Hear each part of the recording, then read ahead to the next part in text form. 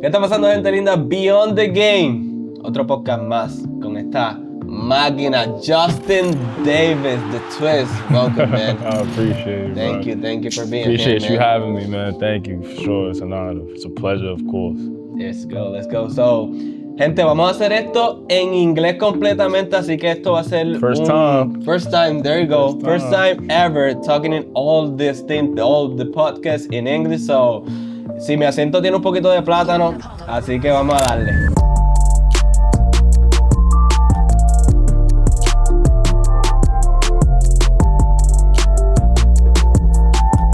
Primero que todo, first of all, who is Justin Davis? Man, everybody asks that question a lot, you know, and I always say the same thing, man. Like, when I look at myself, I just think of a really hard worker, man. Someone who just never gives up, and I leave no room for doubt in anything I do. Like, whether it's on or off the court, like, I make sure whatever I do, I put my all into it, so I never have to look back and be like, man, I wish I would have did this. I wish I would have did that differently. So that's just a little bit of what I see when I look at myself, for sure. That's nice, man. Justin Davis doesn't come with Justin Davis. You got a second last name that is Rosado. Rosado sure. comes... Not a lot of people know about that too. Hey, yo, I did my research, man. I did my research. We did it. So Rosado comes from your mom that she's from Carolina, right? Yeah, well, my grandmother, my grandfather, and most of my family, to be completely honest. I have probably, I'd say, a little more family over here than I do back in New Jersey and stuff like that. But other than that, yeah, my mom, she was born to my two Puerto Rican born grandmother, grandfather, and my mom was born in New Jersey though. But like, it's like everyone over there is just like super Boricua. You know, I love it. It's like being on the island when I go over there with my family house. And so, but like now that, you know, my grandmother lives in Carolina, you know, I got titis, tios, primos, primas, everybody lives over there. So it's like even Christmas, you know, I spend over there. So yeah, that comes from them, that part over there, and I love them. I really love them. You're like that Rosado. We like this, for sure. Nice, man. How did Justin Davis get in love with basketball? Man, early on, I'll tell you that. Like, I probably started putting my best foot forward once I hit probably like 4th or 5th grade. But in terms of loving basketball, I always loved it my whole life. My pops, he played for St. Peter's, Division I in New Jersey. So just watching him when I was younger, I used to go to his games. Like, he'd have little street tournament games or pro-ams, whatever the case was. Whatever he's playing, I used to just love watching him, watching him. So from there on out, you know how it is. You just pick up the ball when you're around, and from there on out, it was over. Like, I just never looked back, and I just kept moving. Nice, man. You say something about street ball. Yeah. Your first, like, I have here before, your first, like, playing in tournaments or your first thing, like, going in basketball is in street, right? I mean, a lot of the things I do back home, you know, it was always street ball. Like, I never really necessarily, when I was younger, went on the team, was like, okay, yeah, I'm gonna go on this team, I'm gonna go average 20 points. A lot of the stuff I learned when I was younger was from playing street ball. So like, every single day, like whether it was with my friends or not, my god brother, like whoever it was that came with me, we just go out there and just play ball, sunrise to sundown. So a lot of stuff I learned was there, and that's where I feel like some of my tenacity comes from, because, you know, I was always playing the street, and it's like, you got to be tougher than the next guy. You know, I'm like 10, 11, 12, 13, 14, 15, whatever the case is, I'm playing against somebody who's older than me and probably stronger than me 9 times out of 10. So you can't just be going around there getting punked, or else you're off the court. Don't even think about coming back. You have to put your thing there because I don't want to play with you. Yeah, exactly. Like, and it's like, especially this dude like 10 years younger than us. Yeah, get off the, like, nah. So it was never that. So a lot of, you know, what I do now, and like I say how hard I play, comes from really having to earn everything. And that's one of the aspects of life where I really had to earn something and earn the respect of all my peers and everyone I was playing with or against. So it was like, it was definitely a great experience, and I wouldn't trade it for anything, to be completely honest. So you say your intensity as a player comes from the street basketball, comes from your dad and your mom? Yeah, for sure. Definitely. And I'd say being an underdog my entire life. To be honest, like I played at a small high school and when I was younger, so it wasn't like we got the most recognition in the world, but it was Yeah. one of those things that, you know, when you play the bigger schools, when you play the quote unquote better competition, you know, it's like it makes you really want to perform. Like you really want to go outdo the next guy, you know, you really want to prove to them that you belong there.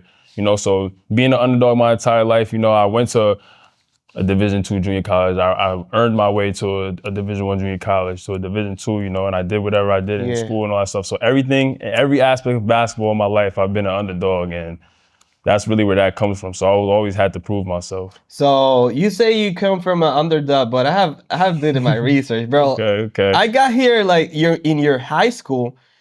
You score 1,000 point score. You know, Yeah. like in Yeah, Hoboken High. Hoboken High School in New Jersey. You are the all-time leader scorer, the second team all group first, the first team all Houston, a Hudson County, Yeah, Hudson County. multiple time player of the week, bro. Tournament winner in 2022.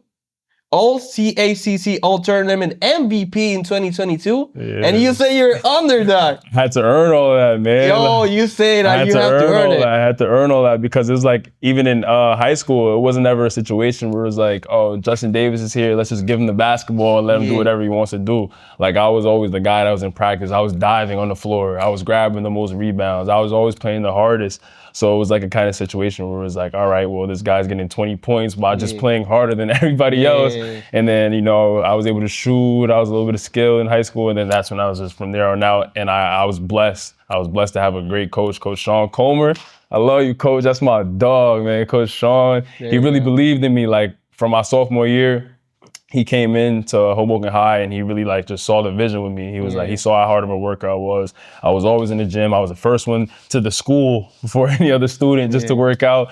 And then I'd go to class, whatever, throughout the day. And then after school was just practice. So it was like, that was a situation where it was like, well, it's inevitable. He has to be the guy type of situation. So I just, you feel me, tried to do everything I could to lead that team. We made it to the state championship my junior year. We made it to the semis my senior year, lost to the same team. So that was a situation where, you know, it was just inevitable about how hard I worked, that type of deal. And then the same thing went for the 2022 years. Like, you know, I got to that college. I wasn't heavily recruited out of college. I had a lot of offers and stuff like that when I was in junior college, but then, you know, fizzled out and stuff like that, COVID. So that was tough. So I ended up going to Felician, and, you know, it wasn't a situation there too. Like that was like, I played for a great coach, and it was like, it wasn't anything, nothing was ever given to you there. Like you had to earn everything. So that was the type of situation where I had my COVID year. I played 6 games, and then after that, I came back the next year. It wasn't really many expectations for me, but I worked so hard that summer, and like I always do every summer, and I just was a man on a mission, and it was inevitable. We ended up winning the championship that year. We made it to the NCAA Division II tournament, the national tournament. We lost in the first round, but like at the end of the day, it was a great experience. We won our conference championship. I got to see a lot of things that year. It was great.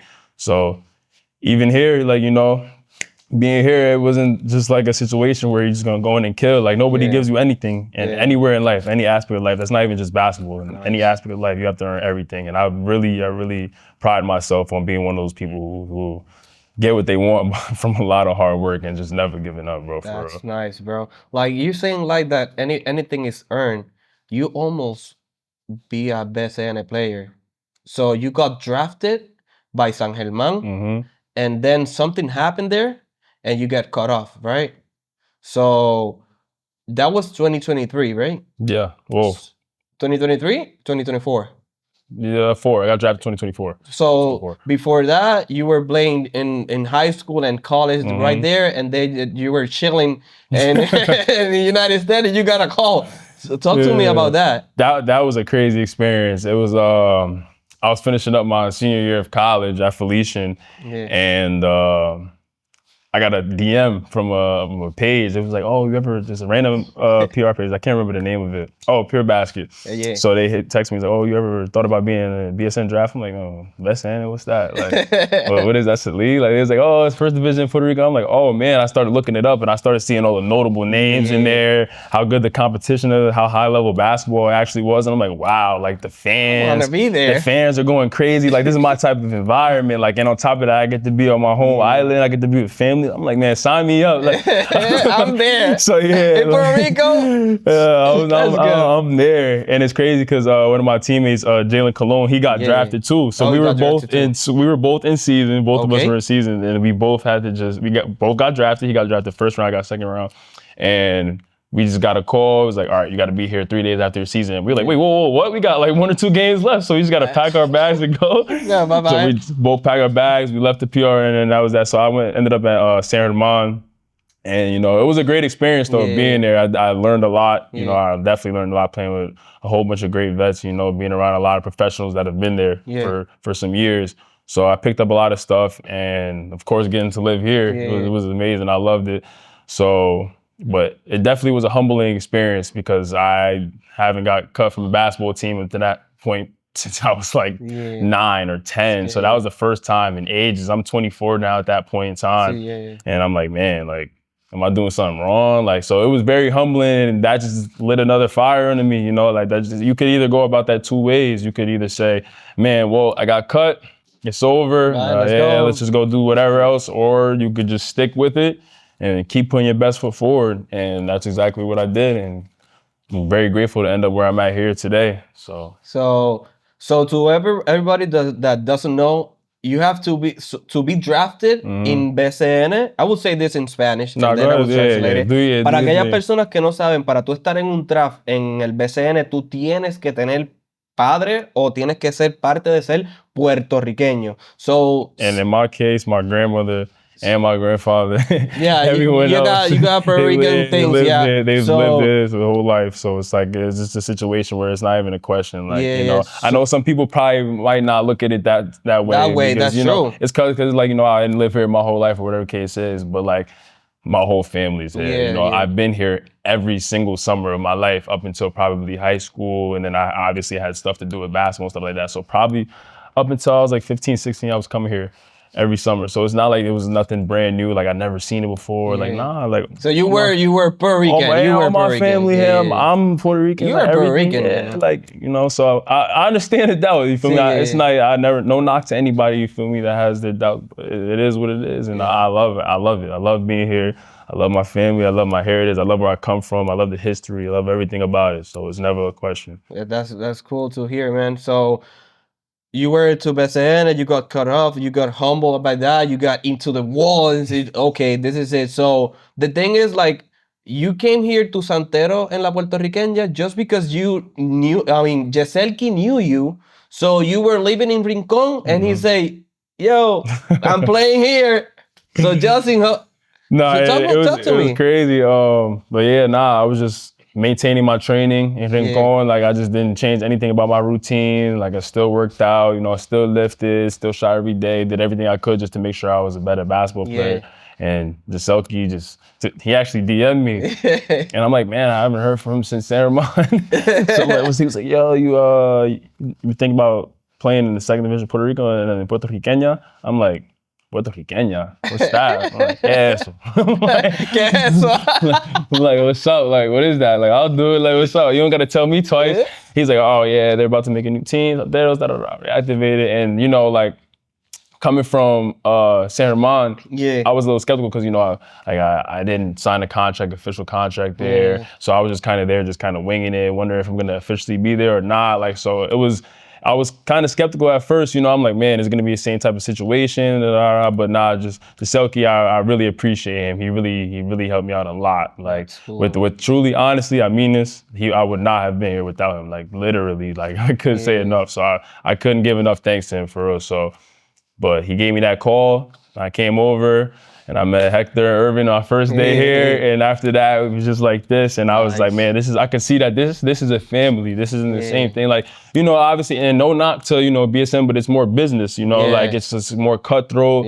Like if they don't like what you got going on, you're cut, you know, like you're out of there. It's not really like, oh yeah, pat you on the back, you're gonna stay. Like it's professional business, like, and you can't be mad at that. So, and not saying that it's not that here, but you know, it's, like I said, more of a family aspect. They're gonna look out for you. Like people, you make mistakes, they're gonna uplift you. They're gonna make sure that you do whatever you can to recover from that and be a better person and learn from that. And I love that about them, everyone here, you know, so it really allows you to just focus on basketball and focus on what you have to do, what you got going on in your life. So I couldn't be grateful enough, man. I'm really happy I ended up here. That's nice, man. Like, talking about all right, you're here in La Liga Puertorriqueña, you're here in Santero. Do you think like being in La Puertorriqueña will be like the next step to hit that thing that hit you before getting cut off and being an underdog? So you're seeing yourself once again as an underdog here in La Puertorriqueña, knowing that you were MVP last year. Yeah, for sure. Like, you know, I'm really grateful, you know, to have done what I did last year. And it was a completely different team. Yeah.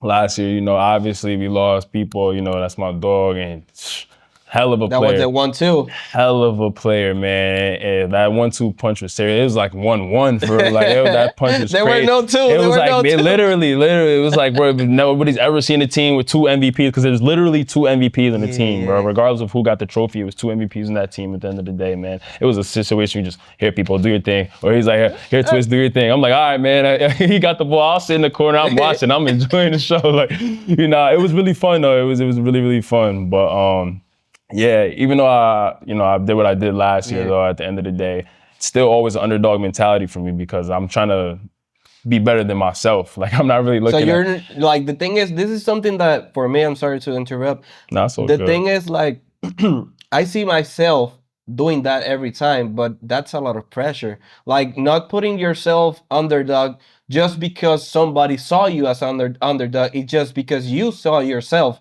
in the mirror and say, I can do this better, and I can do this better. How do you handle that pressure that you put yourself in? To be honest, like, I don't want to say, like, I mean this in the most humble way. I don't want to say it's not really pressure, but it's just like, I've been doing this for 26 years. Like, it's all, to an extent, it's really all I know. So, you know, it's really like, I just wake up and I love basketball. Yeah. So it's just like, it's just nothing I do or put myself in any situation to deter myself from being able to maximize my potential. So at the end of the day, I really don't feel like it's really that much pressure, because I wake up and I love to do this. Like, I'm like, man, I can't wait to get to the court. I'm itching to get to the court. Like, I can't wait till game day, man. At the end of the day, it is a game. Yeah, and it's a game. I always tell people that, you know, like, you know, obviously I have my moments, you know, where I get overworked up, because I'm a competitor at the end of the day. I hate losing. I always want to win. But like, in terms of not having fun, I always have fun. And I always tell people, like, at the end of the day, when you were a kid, the first thing you did when you picked up a basketball was play it because you wanted to have fun. Yeah. Like, you know, so never lose sight of that. Like, always remember, like, no matter how much of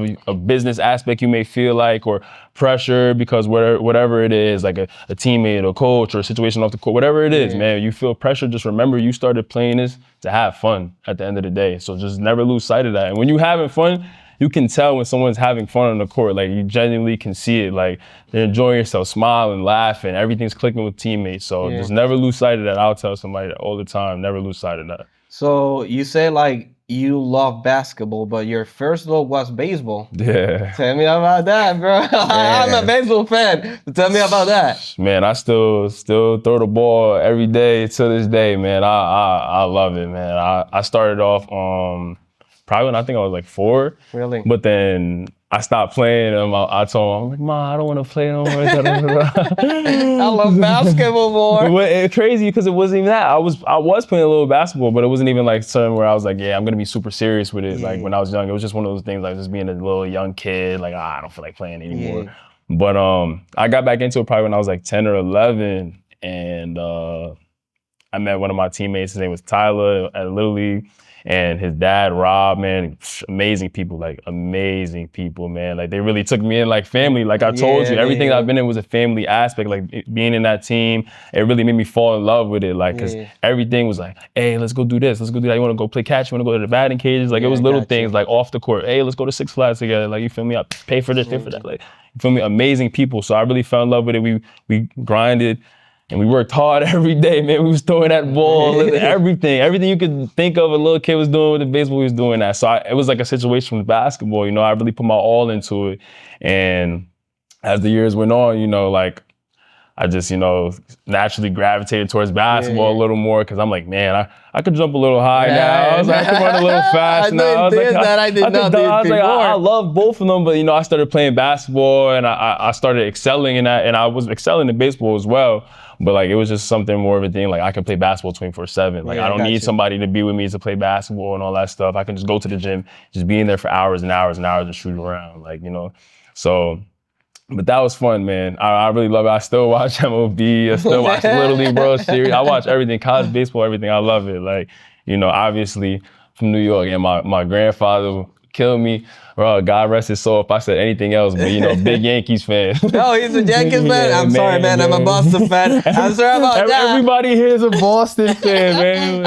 I'm in love, you know. No. I like the Yankees team. I hate the Yankees fan. I don't even know why, but it's like they got too much smoke in it. Like, come on, man. It's just a team, you know. I don't blame you. That's just like me. That's like, because a lot of people are New Yorkers that are Yankees fans. You know how intense New Yorkers are. I love it though. I love it though. We all die hard. When you're a Yankees fan, you're a die hard fan. It's nothing else. But it's cool. It's cool. But that intensity come from New York. You know, like I have not seen no fan outside of New York that they are so fanatic about a team. Die hard about the team, man. I didn't even know that, bro. Like, I will talk to you about this. Like, I have seen you. This is my first time seeing you play this basketball, because last year I was here, but I was not working for a team, you know, and have not seen Juan Cardona the same thing that I have seen here in this year, because before I was working for BCN, but I was a cameraman. I was outside. I was being a fan here in Los Santeros, but now I'm working. I can see a lot of things different. I've seen Juan Cardona being so intense. I have seen you being so intense in not that bad way. It's intense being in you know, perfect is here. You want to be here. I know perfect, the only perfect thing is God for me, and it will be God first every time. But matching Juan Cardona intensity and matching your intensity, I have seen that. Can you talk to me about how do you match intensity? Because Juan Cardona is very intense, and you as player, it's intense and competitiveness that I have seen you both do. Talk to me about that. Man, first and foremost, Coach Juan he's an amazing coach. Like, there's no other way to put it. Like, I have the utmost respect for him, man. I have the utmost love for him, because just off the simple fact of, he really loves what he does. Like, he really does. Like, he comes from so far, driving here and there from the island, has everyone with him every day. Like, you can't tell me you can't tell me the dude doesn't love this to death. Like, you can't tell me otherwise. No one would ever be able to convince me that. So it's just like the mutual respect we have for the game. Like, you feel me? The mutual respect we have for hard work, because you know he's a no nonsense type of guy. If you're not working hard, he's gonna let you know. Like, and he'll tell you, and you're gonna know. So like I said, it's just that mutual respect, you know, and obviously he's coached at numerous places, and Division I, coached high school, now coaches us. Like, Lord knows where he's coached his entire career, you know. So it's just having all that information and just knowing that he knows so much more than I could probably ever process about the game, you know. Like, I'm always all ears. I'm very receptive of anything he has to say, you know. So like, that intensity is easy to match when you both have a mutual love for the game, man. It's really an easy energy to match, to be honest. And I've come, you know, from a lot of coaches that, you know, I know what it looks like on the outside, like yelling, screaming, so intense. Like, it's like, man, it's still crazy. Like, you know, I've had coaches like that, you know, and I had coaches that have also loved the game, you feel me? But like, sometimes they won't show it as much. Or sometimes coach is really crazy. He's really just crazy. And in this case, like I really like, I wouldn't have wanted it any other way, to be honest, bro, because y'all see how intense I am. I'll dive on the floor. And I've lost teeth for this. Like I got scars on my face for this. I've seen you in the bench. I got staples. Like literally. I've seen you. The gushy nose, everything. Like I'll do whatever for the game, man. To be completely honest, and he feels the same exact way. So matching that intensity, and it rubs off on everyone, you know? So like, he makes you wanna pick up your slack. Like even if there is a slight second where it looks like, you know, I'm not playing as hard as I should be, or like playing defensive wise, whatever the case is, you know, he's gonna he'll tell me. And I feel like, you know, he said it himself, you know, that he feel like he coaches me the hardest. But I feel like, you know, it's mutual for everybody, you know? It's just like, some people are receptive of it different than others.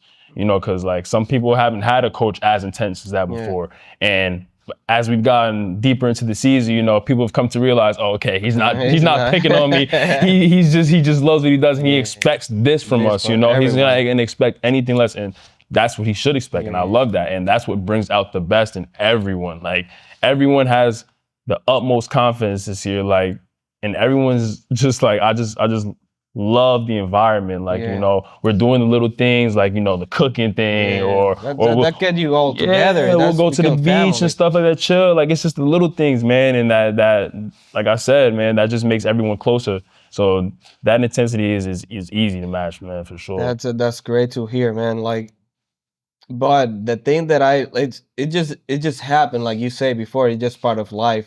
You almost get a championship ring last year.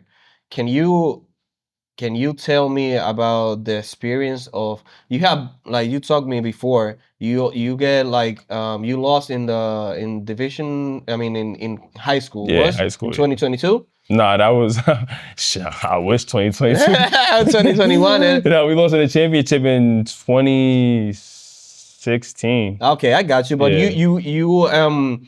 you went 2 times with the same thing. Like, we went to the championship, and then we played the same team the next year in the round before the championship. Okay. And you lost it. So you got that experience. So now you almost got in your first year being an MVP and collecting all the leaderships in scoring, in rebounding, all of that. And how do you match, or how do you process the loss of the last year and the loss that you were, like, life were preparing you for, might be the last year thing, you know? How do you process all that? Yeah, man, I'm not even gonna lie, it was tough. It definitely was tough. It was that was a hard pill to swallow, I ain't gonna lie. But, you know, like I said, from everything, if you don't learn from that, then it was pointless at the end of the day. Like, you know, I know people see that super cliche thing, it's not a loss, it's a lesson. But at the end of the day, that's true. It's true. Like, you know, if you look at it like, oh man, I lost, you just mope about it, you're not gonna get anything from it. We ran into a really well-coached, a really tough, a really disciplined Rio Grande team. And those players, man, I honestly have the utmost respect for them. Like, they did not give up the entire series. Like, they gave it their all. And that was a family too. So it was like, you know, it was two teams that family versus family, you know. So it was just like, it was tough, but, you know, we definitely learned from it. Being up 2-0, it's like those next 2 games, it was kind of like, oh, we're a little lackadaisical. We realized that, you know, we need to pick it up a little bit. The next game, you know, try to pick it up. It's like, okay, we got one more chance to make this right. And then, like, you know, I got hurt. I hear that. I got hurt. I hear that. I didn't get hurt the entire season. I really pride myself on being like an Iron Man and always being on the court. If I don't feel good, if I got a little injury, whatever, I'll play through it. Man, I dove for the ball one play, and it was your knee or your ankle? It was my knee. I didn't realize I hit my knee on the floor, so I got back up. I'm running, feel good, and then all of a sudden, just out of nowhere, it's a couple plays later, they called the timeout. So like adrenaline starts wearing off. I sit down, and I'm like, you feel your heart just a little bit, hurt a little bit. Then I got up again, and I'm like, oh, I couldn't put any pressure on it, so I'm limping throughout the whole game. I sat for a little bit more. They tried to put me back in at halftime, and I couldn't even put any pressure on it. But Thank God it was only it's called a fat pad impingement. So it's kind of like it's just a bruise. So I just had to let it heal. But at the time, man, it hurt really bad. I couldn't fully extend my knee and all that stuff. So it was heartbreaking. It was the last game? The last game. It was game 5, the last game, and I had a really good first half too. I just hit, I was hurt, and I hit I think it was a 1-leg buzzer beater to end the half. Catch, I'm like, yeah, I feel good. I'm not worried about the injury. Then halftime came, like, oh, I can't really walk on it. But nah, we're laughing right now, but it was laughable. In hindsight, it was like thinking about it, but like in the moment, man, I was like, man, this is crazy, bro. This is crazy. I can't believe it's going down like this. But man, everything's a lesson, man. Like but I said, it was a uphill.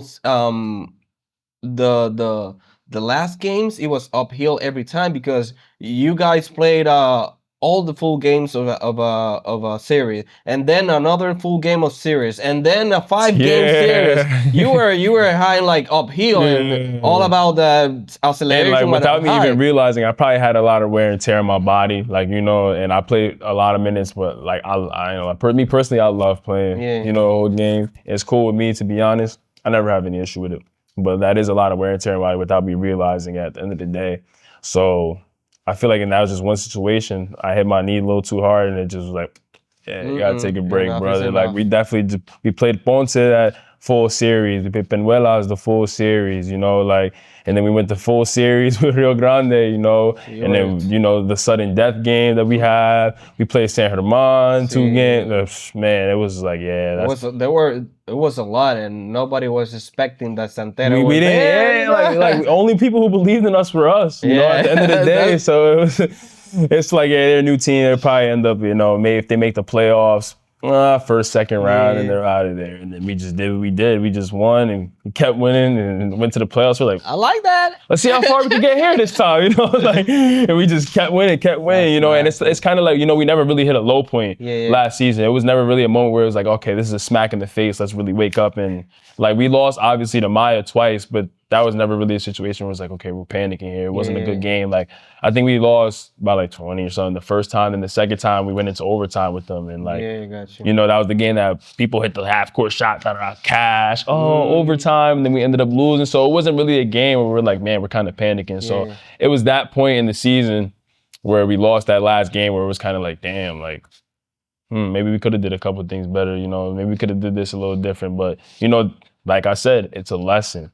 Those are the times where you learn, you know, so we don't make the same mistake this year, you know, and you know, we have a new coach with Coach Juan, but at the same time, we still have Giselke and Arnaldo here that know everything that happened last year, and they're still giving us whatever knowledge they have. They're still helping us all time throughout practice and games and still letting us know what and what not to do, you know, when we need to pick things up. So it's still like, you know, it's like we're having 2 of our head coaches in one. So it's like, it's really a great experience. So it's hard not to learn from a situation like that when everyone around you has experienced it. And, you know, it'd be times in the season where we look at it, if we are slacking, we're like, damn, like, don't you remember what happened last year when we kind of let up, you know, at this point? So let's not do that so we never feel that again. So that's really my take on what we got out of that. So nice, man. Like, to end this interesting interview, man,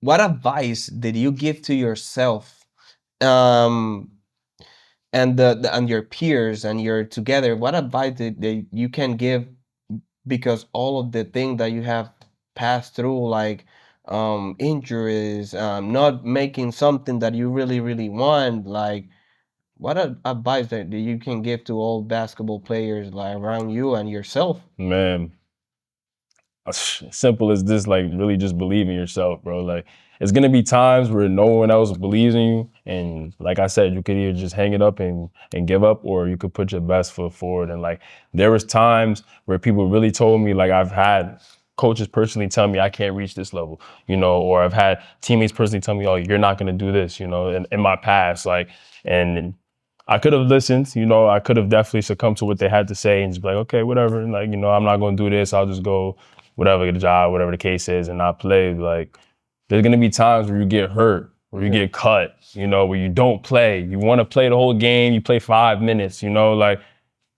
whatever the case is, there's going to be a lot of setbacks in basketball. It's never a straight line up, no matter who you are. Like from if you're the number one player in the country or you just got cut from your JV team and you're trying to get back on the team, it's never going to be a straight path. There's always going to be something that's trying to deter you.